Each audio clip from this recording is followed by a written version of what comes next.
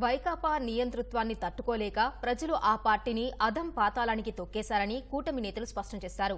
ఈ తీర్పు అరాచకాలపై ప్రజల తిరుగుబాటును సూచిస్తుందన్నారు.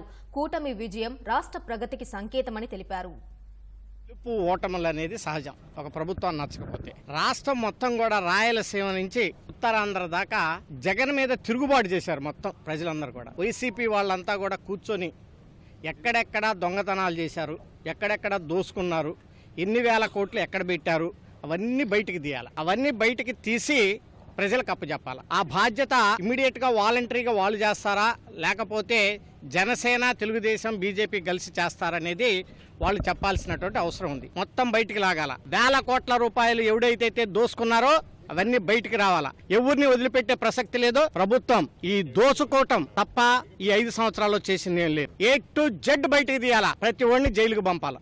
ప్రజలు ఈ రోజు ఓర్చుకొని ఉప్పెనలాగా విరుచుకుపడ్డారు. 5 సంవత్సరాల వీళ్ళ దుర్మార్గపు అరాచక పరిపాలనకి సరి అయిన సమాధానం చెప్పారు. ఆయన అధికారంలోకి వచ్చిన తర్వాత ఈ రాష్ట్ర భవిష్యత్తు కోసం గానీ, ఈ రాష్ట్రంలో ఉన్న యువత భవిష్యత్తు కోసం గానీ, ఒక పరిశ్రమ తీసుకొచ్చే కార్యక్రమం గానీ, ఒక పేద రైతాంగం కోసం ఒక ఎకరాకి నీళ్లు ఇచ్చే పరిస్థితి గానీ ఎక్కడా లేదు. అనేక ఎస్సీ, ఎస్టీ, బీసీ పథకాలని రద్దు చేశాడు. మళ్ళీ నా ఎస్సీలు, నా ఎస్టీలు, నా బీసీలు అంటూ చెప్తాడు. ఈ మోసపూరిత విధానాలన్నింటినీ కూడా ప్రజలు గమనించారు. నిత్యావసర వస్తువుల దగ్గర నుంచి అన్ని వస్తువులు, ఎలక్ట్రికల్ ఛార్జెస్, ఆర్టీసీ ఛార్జెస్, 1 కాదు 2 కాదు ఏది వదిలిపెట్టకుండా ఇంటి పన్ను, చెత్త పన్ను, రిజిస్ట్రేషన్ పన్నుతో పాటు ఇవన్నిటిని కూడా ప్రజలు భరించి ఈ రోజు అవకాశం వచ్చింది కాబట్టి ఒక సునామీ లాగా విరుచుకుపడి అధఃపాతాళానికి తొక్కేశారు. 2019 ఎన్నికల్లో 151 సీట్లు మాకు వచ్చినాయని చెప్పి అంతులేని అహంకారంతో పిచ్చి తొక్కులలాగా పరిపాలించిన జగన్మోహన్ రెడ్డి సమాజంలోని అన్ని వర్గాలని వేధించి వెంటాడాడు.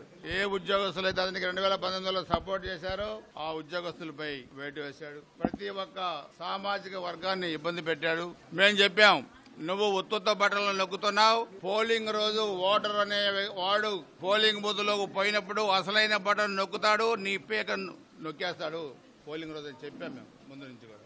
అది జరిగింది. ఈ రోజు నుంచి రాష్ట్రంలో అంబేద్కర్ గారి రాజ్యాంగం అమలైంది. వాళ్ళ తాత రాజారెడ్డి రాజ్యాంగం నిషేధింపబడింది, గుర్తుపెట్టుకోవాలి. ఎగ్జిట్ పోల్ సర్వే వచ్చిన రోజు కూడా నేను మీడియా ముందుకు వచ్చి వైకాపా పార్టీకి ప్రతిపక్ష హోదా కూడా దక్కదు అని చెప్పిన మొదటి వ్యక్తిని నేనే. ఈ సునామీ ప్రజల యొక్క తిరుగుబాటు, ప్రజలందరూ ఎంత ఆగ్రహంతో ఉన్నారంటే, ఏదో ఒక్కసారి ఛాన్స్ అన్నారు, మంచి నాయకుడైన చంద్రబాబు నాయుడు గారిని గద్దె దింపాం అనే బాధ తలుచుకోని రోజు లేదు. కాబట్టి ప్రజలందరూ కూడా ముక్త కంఠంతో కుల మతాలకు అతీతంగా చంద్రబాబు నాయుడు గారిని ముఖ్యమంత్రి చేసుకోవాలి, కూటమి అధికారకు రావాలన్నారు. కాబట్టి ఈ విజయం ప్రజలందరికీ ధన్యవాదాలు తెలుపు. జగన్మోహన్ రెడ్డి గారే ఆలోచించుకోవాలి. ఆత్మావలోకనం చేసుకుంటే మన తల్లికే మనం నచ్చినప్పుడు, మన చెల్లికి మనం నచ్చినప్పుడు రాష్ట్రపతికి ఎలా నచ్చుతారనుకున్నారో మరి ఆయనకే తెలియలేదు. అదే ప్రజా తీర్పులో ప్రస్ఫుటమైందని నేను భావిస్తున్నా. రాబోయే కాలంలో ఎట్టి పరిస్థితుల్లో కూటమి ఈ రాష్ట్ర దిశ మారుస్తుంది. చంద్రబాబు నాయుడు గారు మళ్ళీ ఈ రాష్ట్రాన్ని అభివృద్ధిలో అటకెక్కిన ఆంధ్రప్రదేశ్ రాష్ట్రాన్ని మళ్ళీ గాడిలో పెట్టేది చంద్రబాబు. పోలవరం ప్రాజెక్టు చంద్రబాబు గారి కోసం ఎదురు చూస్తుంది. అమరావతి పట్టణం చంద్రబాబు గారి కోసం ఎదురు చూస్తుంది. ఈ రాష్ట్రంలో రోడ్లు ఎదురు చూస్తున్నాయి. ఈ రాష్ట్రంలో యువత ఎదురు చూస్తుంది. ఉద్యోగ ఉపాధి అవకాశాలు లేక అడుగు తినే పరిస్థితి వచ్చేసిన తర్వాత ప్రజలు క్లియర్ మైండెడ్ ఇచ్చారు. ఆంధ్రప్రదేశ్ రాష్ట్ర ప్రజలకి, గన్నవరం నుంచి అనుకున్న గన్నవరం ప్రజలకి, అలాగే ఆంధ్రప్రదేశ్ రాష్ట్ర ప్రజలకు కూడా మీరు ఇచ్చిన తీర్పుకి మీకు సల్యూట్. ప్రతి నాయకుడు కూడా గమనించాల్సినటువంటి విషయం అండి. నియంత పాకెట్లతో వెళ్తాను, ప్రజాస్వామ్య విలువను కాల రాస్తాను, అలాగే నా ఇష్టానుసారం చేస్తాను, ప్రతిపక్ష నేతల గొంతుకు నొక్కుతాను, వాళ్ళని సమూలంగా నాశనం చేస్తాను, నాకు వాక్ స్వాతంత్రం లేకుండా చేస్తాను అన్నటువంటి వ్యక్తులందరికీ కూడా ఇది ఒక గుణపాఠం. అందుకే ప్రజాస్వామ్యంలో ఎప్పుడు కూడా ప్రజలు ఒక అవకాశం ఇచ్చారంటే దాన్ని మనం విలువను పెంచుకునేటట్టుగా మంచి పాలన అందించే విధంగా, అది ప్రజాస్వామ్యం బద్ధంగా చేయాల్సినటువంటి పాలన అందించకంట ఒక నియంత్రణతో పోగడలతో పోయినటువంటి వ్యక్తులకి బుద్ధి చెప్పేటటువంటి పాలన అని చెప్పేసి మేము తెలియజేస్తాం. పార్టీలు గెలుస్తాయి, ఓడిపోతాయి, కానీ 5 సంవత్సరాలు అరాచకం. అన్నపూర్ణ లాంటి ఆంధ్రప్రదేశ్ని అరాచక ఆంధ్రప్రదేశ్గా మార్చేసేసాడు. ప్రజాస్వామ్యాన్ని కాళ్ళ కింద తొక్కేశాడు. డెమోక్రసీ సచ్చింది రాష్ట్రంలో, సిస్టమ్స్ చచ్చిపోయినాయి. ప్రజలు గమనించారు. ఆఖరణ కత్తులు బయటకు తీశారు, ఓటు రూపంలో పొడిచారు, ఆ పార్టీని నరికేశారు. ఇప్పుడు ఆంధ్రప్రదేశ్ స్వాతంత్రం వచ్చిన తర్వాత ఇంత ఘోరమైన పరిపాలన చూడలేదు, ఇంత ఘోరమైన ఓటమి ఏ పార్టీ చూడలేదు. జగన్మోహన్ రెడ్డి చూశాడు. సర్వేపల్లి నియోజకవర్గంలో భూ కుంభకోణం భారీ జరిగింది. 2 MROలు సస్పెండ్ అయినారు, 5 మంది జైలుకు పోయినారు.